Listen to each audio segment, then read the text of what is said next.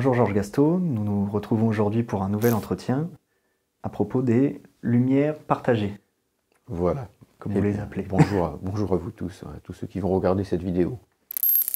Alors, pour commencer, première question, pourquoi aurions-nous besoin de lumière, justement? Eh bien, nous avons besoin de lumière parce que le temps est sombre, et notamment parce que se développe de nos jours ce que je n'hésite pas à appeler un nouvel obscurantisme, et même un nouvel obscurantisme de masse.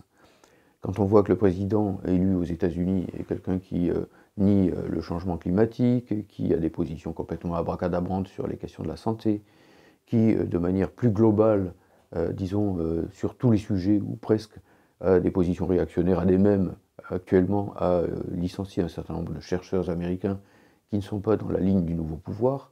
Et je ne donne que cet exemple-là, mais on pourrait trouver des références identiques en France. Eh bien, on s'aperçoit que nous avons affaire à une véritable offensive contre les Lumières au sens qu'on pouvait donner à ce nom au XVIIIe siècle, et auquel aujourd'hui on peut donner un sens encore plus large, puisqu'évidemment nous sommes à une époque où les sciences se sont développées à un niveau incomparablement plus grand qu'au XVIIIe siècle. Si ces lumières sont aujourd'hui en grave danger, c'est aussi parce que finalement, quand on regarde l'arrière-plan, on s'aperçoit que nous sommes devant un système capitaliste à bout de souffle, un système capitaliste qui réalise les prédictions de Lénine, quand Lénine disait déjà en 1916, en pleine guerre mondiale, que l'impérialisme est le stade suprême du capitalisme, et que cet impérialisme porte en lui la réaction sur toute la ligne. Et la réaction sur toute la ligne, c'est pas seulement la réaction politique, la réaction militaire, les dangers de guerre mondiale, la volonté d'annexer tel ou tel pays en bafouant toutes les règles les plus établies. C'est aussi, bien sûr, l'obscurantisme. Les choses marchent du même pas.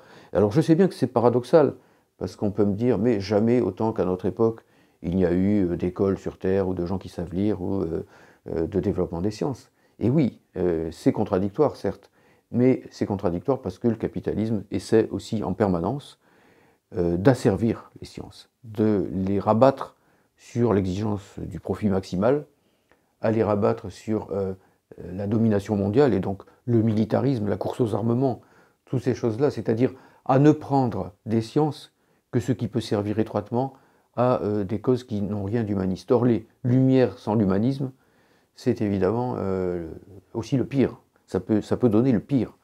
Et donc ce n'est pas seulement les lumières ici que je vais défendre, c'est les lumières partagées, les lumières communes, c'est le titre d'un livre que j'ai écrit il y a quelques années, la mise en commun des lumières, dans le véritable esprit d'ailleurs qui était celui au meilleur moment des encyclopédistes quand d'Alembert écrivait, d'Alembert, un grand mathématicien du XVIIIe siècle, écrivait « Hâtons-nous de rendre la philosophie populaire », terme qui a été repris par la suite par Condorcet, effectivement.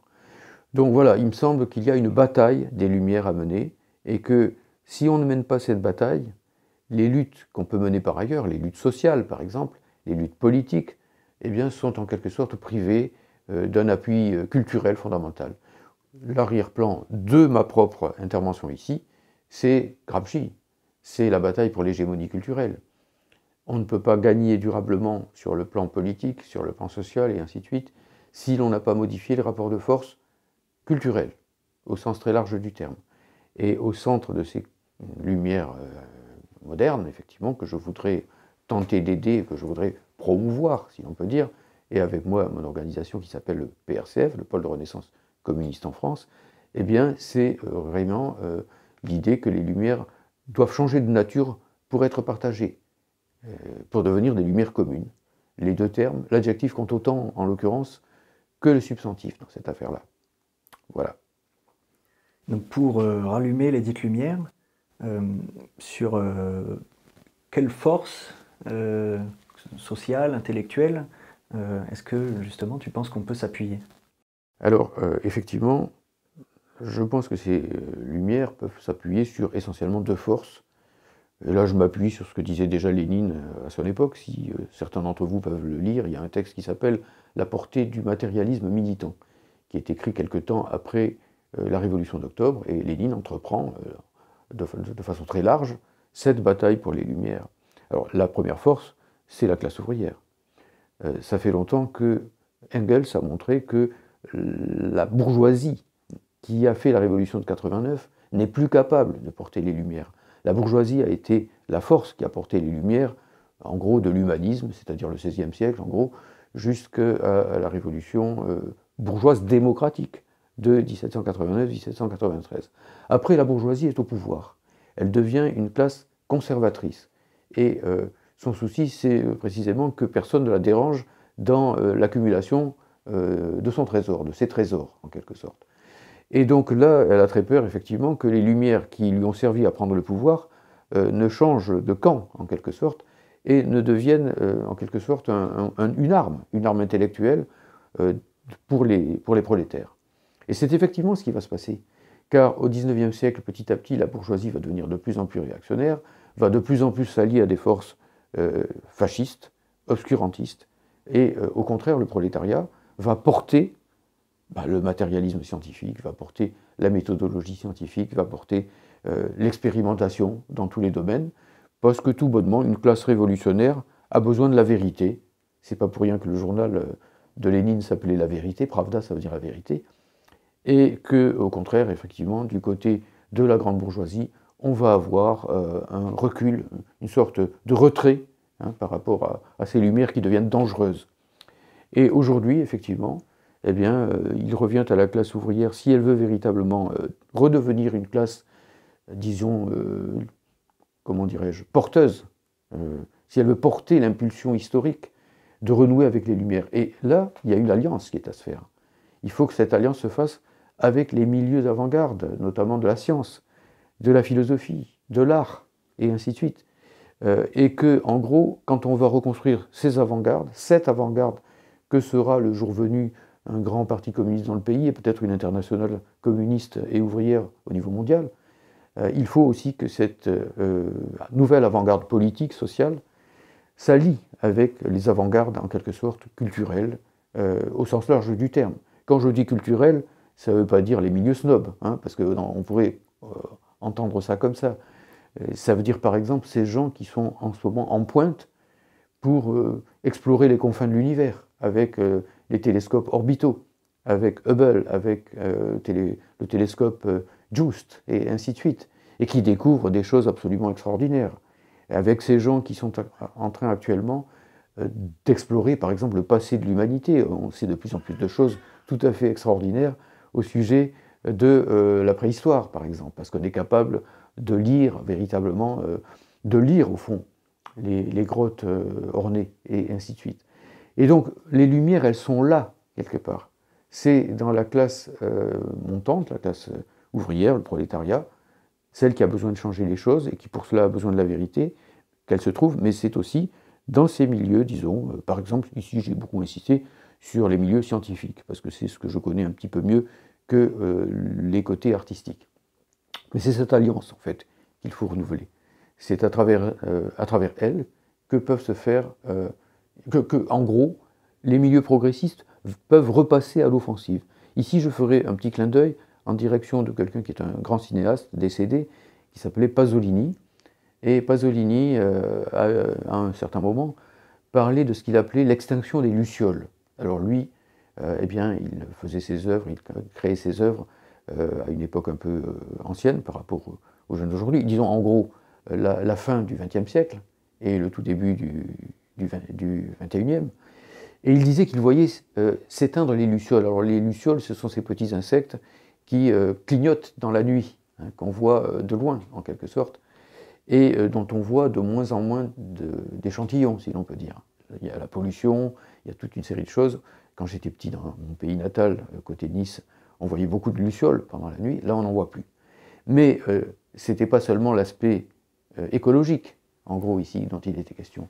C'était évidemment un symbole quand il parlait des lucioles. Il voulait dire que les lumières étaient en train de s'éteindre. Il voulait dire que les vieux démons du fascisme, de l'obscurantisme, étaient en train de renaître. Et en gros, que la contre-révolution était en train de prendre le dessus sur la révolution. Si nous voulons que la révolution batte la contre-révolution, et que cette fois-ci, ce soit plus solide que la fois précédente, que, en gros, le second coup soit le bon, que le socialisme de l'avenir soit en quelque sorte irréversible, qu'il n'y ait pas de case retour, en quelque sorte, vers la réaction politique, vers la réaction idéologique, et ainsi de suite. Il faut absolument que cette alliance se consolide. Voilà. Alors tu viens de nous parler de la réaction. Maintenant, il faudrait peut-être développer un peu la notion de progrès qui est battue en brèche ces dernières années, que ce soit par des intellectuels officiels de la bourgeoisie, la notion de progrès historique qui est battue en brèche, où on nous parle de fin de l'histoire, mais chez également des philosophes qui peuvent se réclamer du marxisme, comme par exemple Jean-Claude Michéa, qui va décréter que le progrès, il le décrit comme une religion du progrès, qui serait un moyen pour la bourgeoisie de gauche d'encadrer la classe ouvrière et de l'empêcher de mener justement la lutte de classe en séparant la classe ouvrière de ce qu'il appelle la gauche. Qu'est-ce que tu aurais à répondre à ça, ces critiques du progressisme, oui, d'un côté comme de l'autre? Oui, excellente remarque, effectivement. Il y a ce qu'on appelle l'idéologie ou la philosophie postmoderne, hein, qui a pris une certaine importance dans les années 80, 90, etc., et qui s'est bâtie sur cette critique du progrès, sur cette idée que le progrès était finalement, alors c'est quand même assez curieux, parce que la critique elle-même porte sa propre critique en soi, sur l'idée qu'au fond le progrès n'était pas progressiste, et que le postmodernisme était finalement plus progressiste que le progressisme, ce qui est quand même, pour finir, assez contradictoire. Cela montre bien que de toute façon, même ceux qui rejettent le progrès sont bien d'une certaine façon obligés de le défendre sans s'en rendre compte, puisque si on analyse tout simplement ce que veut dire le mot progrès, le mot progrès n'est pas synonyme de modernisation. On peut moderniser, je sais pas moi, les bombes atomiques pour exterminer l'humanité, hein. Le progrès est synonyme de marche vers le mieux et comporte une dimension morale. On ne progresse pas forcément quand on modernise, on progresse si on modernise pour le mieux. Autrement dit, pour que l'humanité soit plus heureuse. Si on veut résumer les choses, l'horizon, ça doit être cette phrase qui était proférée par Saint-Just au début de la Révolution française, quand il disait « Le bonheur est une idée neuve en Europe ». Et quand cela trouvait un écho dans la première constitution républicaine de la France, dont l'article 1 disait que le but de la société est le bonheur commun. Bon, voilà, en quelque sorte, comment on peut concevoir le progrès. Sinon, si on ne s'entend pas sur les mots, on est piégé forcément et on va comprendre par progrès ce que la bourgeoisie entend par progrès. Les mots, quand on ne les définit pas, eh bien, c'est l'idéologie dominante qui les définit inconsciemment et malgré nous. Et donc il nous faut sortir de cette conception un peu floue du progrès. Évidemment que si le progrès c'est Hiroshima, par exemple, personne ne peut vouloir d'un progrès pareil, sauf quelques fous, et peut-être quelques impérialistes.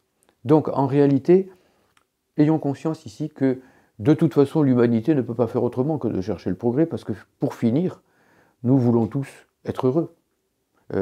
Pascal lui-même, qui n'était pas un optimiste délirant, Blaise Pascal au XVIIe siècle, prononçait cette phrase extraordinaire: « Tous les hommes cherchent le bonheur, même ceux qui vont se pendre. » Hein, puisque celui qui va se pendre cherche à diminuer son malheur, quelque part. Il se sent tellement malheureux qu'il ne peut plus continuer à vivre. Eh bien, moi je pense que tous les hommes cherchent le bonheur. Donc la question du progrès est en quelque sorte traitée comme ça. Mais surtout ce qu'il faut bien saisir, c'est que le progrès tel qu'on peut l'entendre quand on est partisan de la classe dominée, quand on est pour une société sans classe, comme c'est mon cas, c'est-à-dire pour une société dans laquelle le bonheur de l'un est complémentaire du bonheur des autres, et non pas opposé à ce bonheur des autres, parce qu'il n'y a plus de classe sociale, parce que les moyens de production sont la propriété de la société et non pas de quelques-uns, bon, parce que les bases matérielles existent pour que les hommes puissent faire société réellement ensemble, et non pas mener la guerre de tous contre tous en permanence, ça s'appelle le capitalisme, et bien à partir de là, il n'y a pas de contradiction à ce que le progrès puisse effectivement être partagé.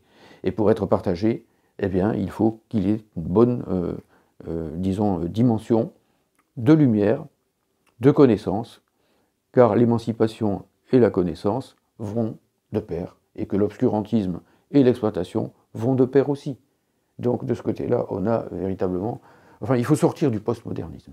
Il faut être postmoderne, si l'on peut dire, et retrouver un nouveau progressisme. Bien entendu, en sortant du progressisme bourgeois.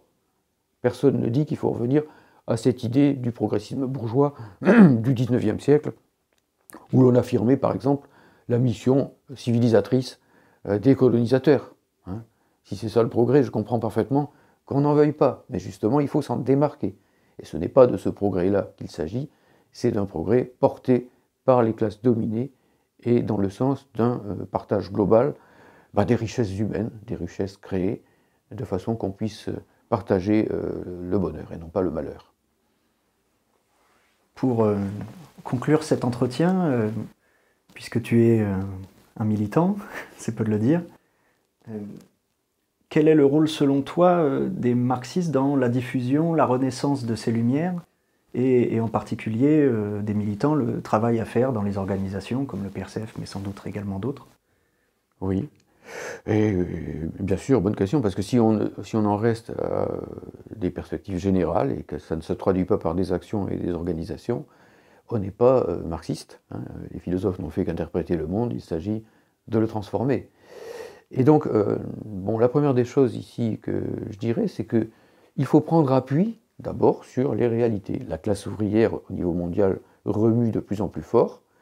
En France aussi, le pays est gros d'un soulèvement qui n'a pas pu aller jusqu'au bout. Il y a eu les Gilets jaunes, il y a eu les mouvements sur les retraites qui n'ont pas pu aller jusqu'à leur terme.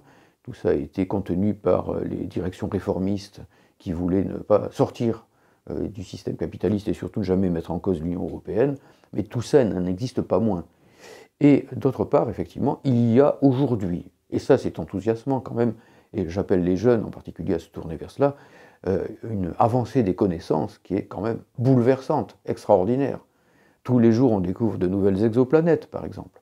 On se pose sérieusement des questions au sujet de ce qu'on appelle l'exobiologie, c'est-à-dire l'existence de planètes sur lesquelles il pourrait y avoir les conditions de la vie. On fait aussi des découvertes très intéressantes, très importantes, dans le domaine des sciences des neurosciences, par exemple.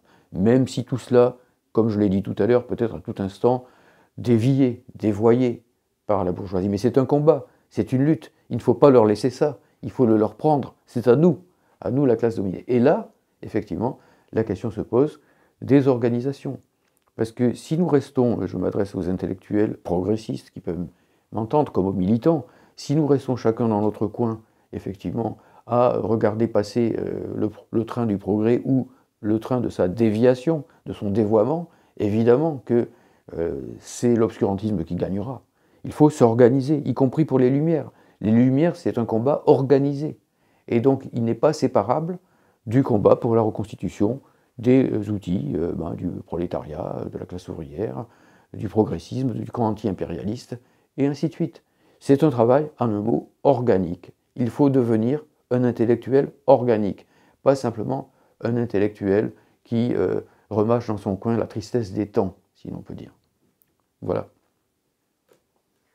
Bien justement, pour prolonger ce combat pour les lumières partagées, les lumières communes, nous invitons les auditeurs de ce programme à s'abonner à la revue Étincelle, revue théorique du PRCF, à laquelle contribue très régulièrement Georges Gastaut, et également, évidemment, à s'abonner à cette chaîne YouTube pour plus d'entretiens.